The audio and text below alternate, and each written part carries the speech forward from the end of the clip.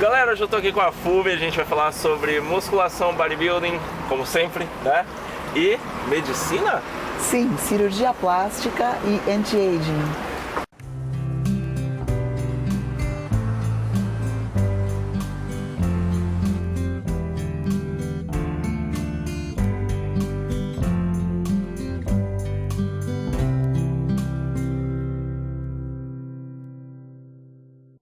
Hoje é assim, se você for ver minha periodização, o que eu faço durante a semana, eu treino 5 para 1. 5 dias da semana para 1 de repouso. Eventualmente, quando eu estou muito exausta, 4 para 1. Isso tem interferência do meu trabalho, obviamente. Eu sou cirurgiã plástica e às vezes eu tenho que escolher, diferente dos outros bodybuilders, que tipo de treino eu vou fazer antes do dia cirúrgico. Porque eu não posso trabalhar a exaustão de membros superiores antes do meu dia cirúrgico. As cirurgias são delicadas, rola um mito de que a musculação deixa a gente com a mão pesada, conversa. Eu falo isso pra todo mundo, a mesma mão que dá um tapa faz um carinho, a mesma... Gente, isso não existe. Você vai treinar, vai ficar com a mão pesada. Não existe, cirurgia, trabalha, é muito delicado ali, né? Você tem Exatamente. que fazer um cortinho pequenininho ali e são horas. Exatamente. Algumas cirurgias demoram horas, tem que ter calma, tem que ter precisão. E como que foi assim... Primeira vez que você treinou pesado, que você sentiu, puta, o braço aqui tá... Como que foi lidar com isso no trabalho? Não na cirurgia, que eu acredito não ter ocorrido, mas no trabalho em si. A primeira vez que eu treinei pesado, vocês não eram nem nascidos. Bodybuilder é uma coisa que vem de 1 ano e 8 meses pra cá.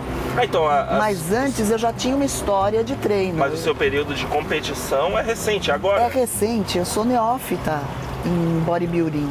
Eu comecei a treinar pesado, com outra sistematização, acompanhada por treinador, que é o Marcelo Simões, há mais ou menos 1 ano e 8 meses. Antes eu treinava de acordo com o que eu entendia, ou com os professores de academia, mas como todos nós sabemos, existem limitações quando você procura fazer as coisas sozinho. Sim, Você, assim como a gente precisa de médicos, dentistas, a gente precisa de profissionais do meio esportivo que nos conduzam a isso também.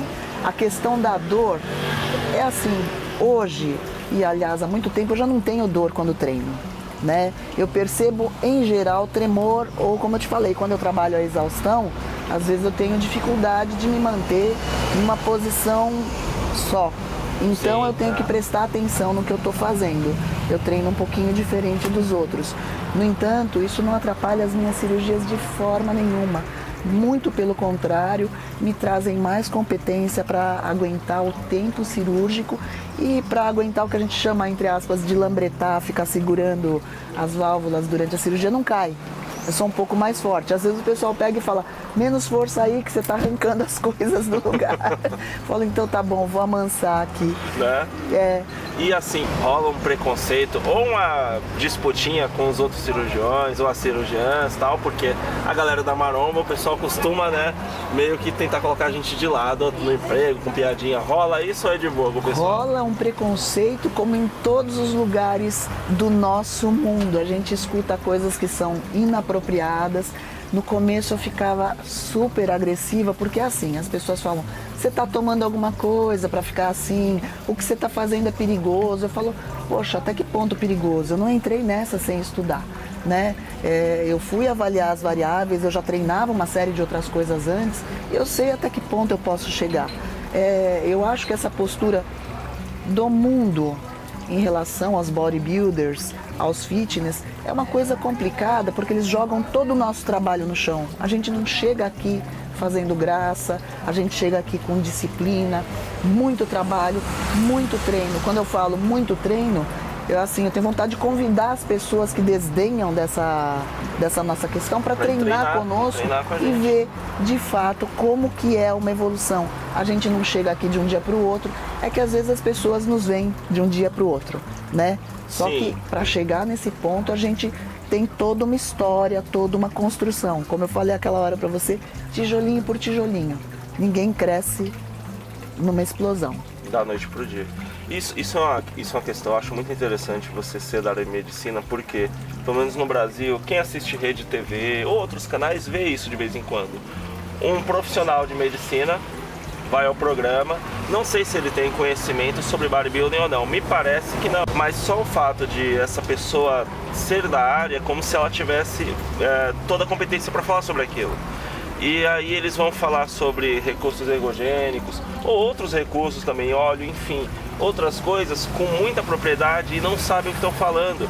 Por exemplo, teve programa na Globo que uma nutricionista, não sei se é nutricionista, mas foi o que apareceu no programa, falou que óleo de coco é ruim, que óleo de coco é o pior óleo que existe, que o óleo bom é o de canola e por aí vai. E isso na musculação, no bodybuilding, a gente tem como...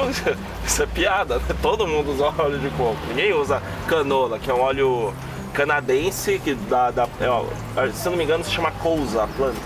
Mas enfim, que não seria apropriado, pelo menos do meu ponto de vista não é. Eu não uso óleo de canola. Mas na TV eles distribuem esse tipo de informação, sendo que é uma inverdade e leva as pessoas a tirar conclusões erradas.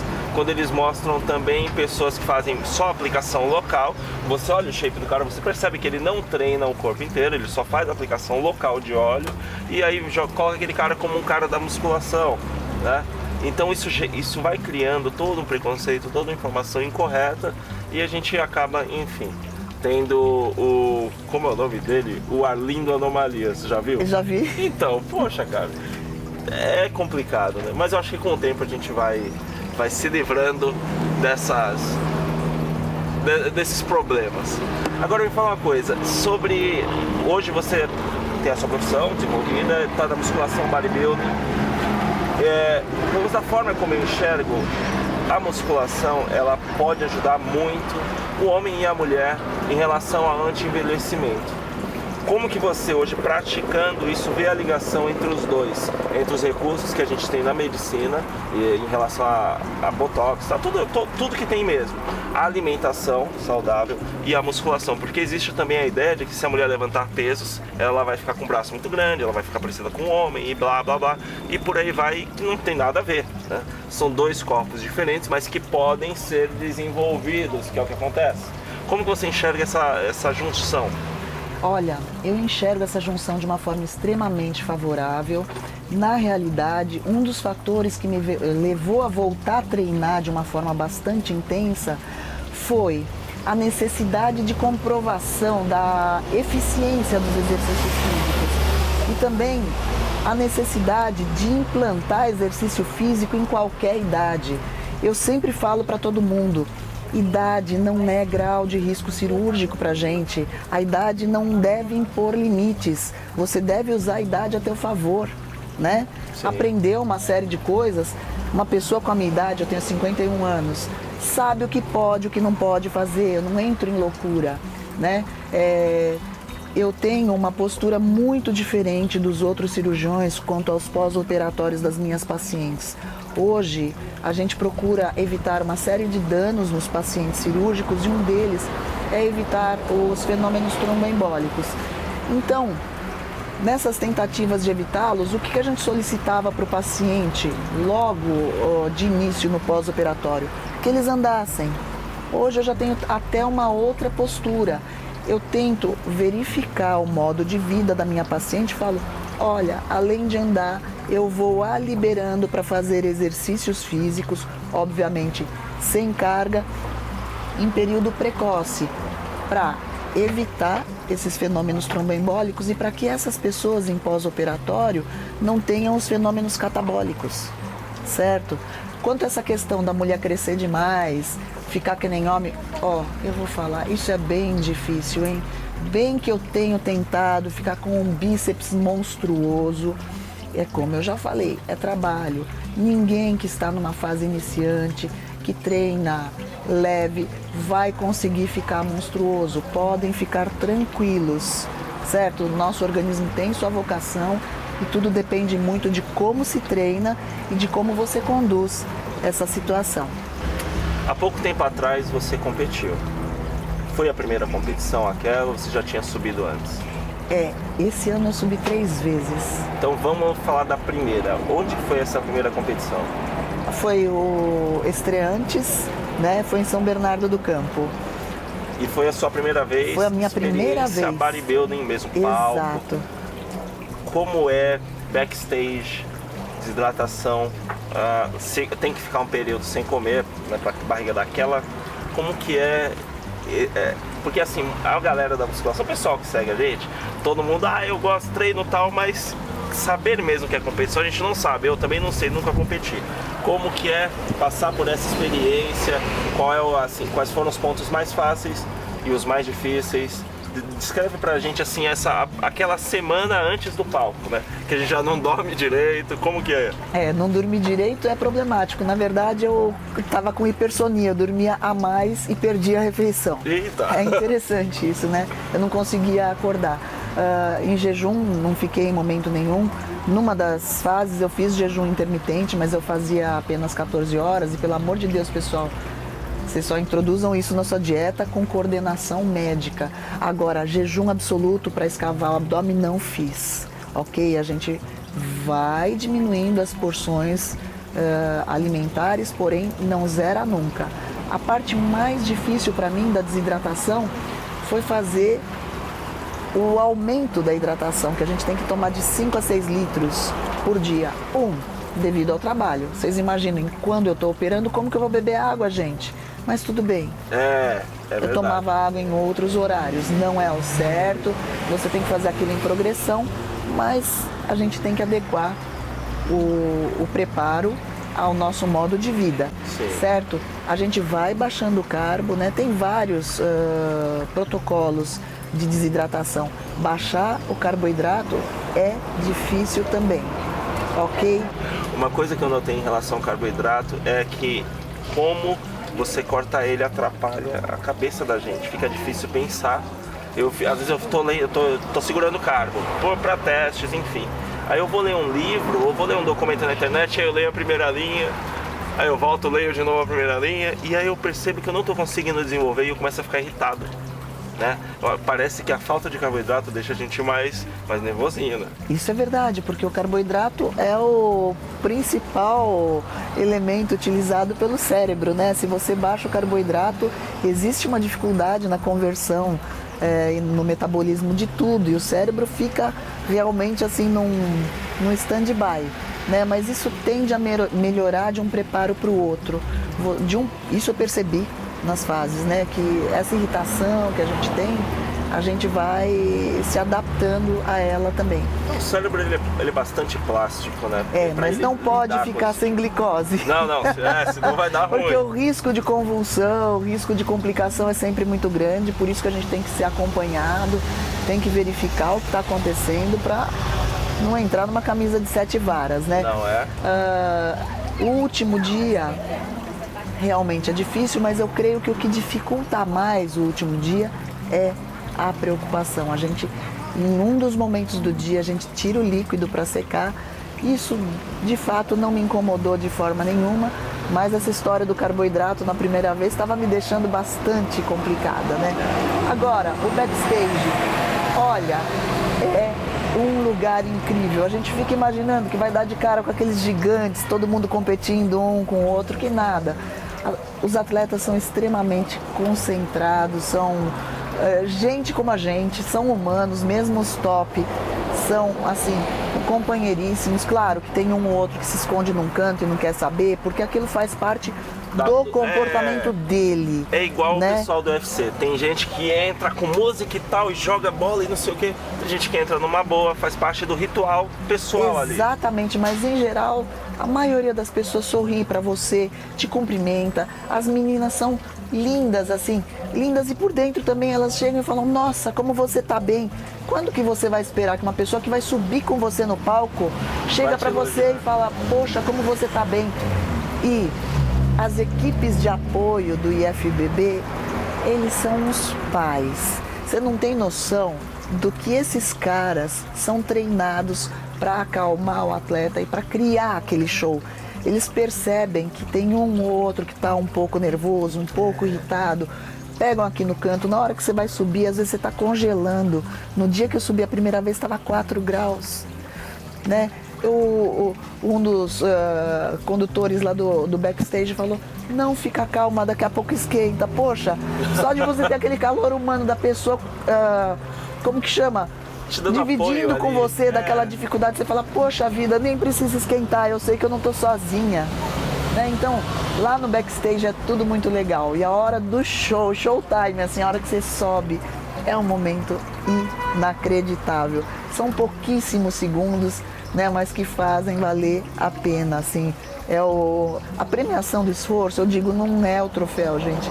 É você chegar lá, é você pisar no palco, é você falar, olha o meu shape, eu cheguei aqui, olha o meu trabalho, né?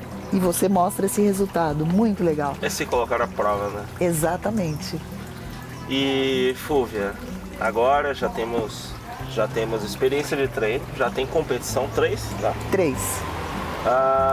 2017 está chegando aí, quais são os planos?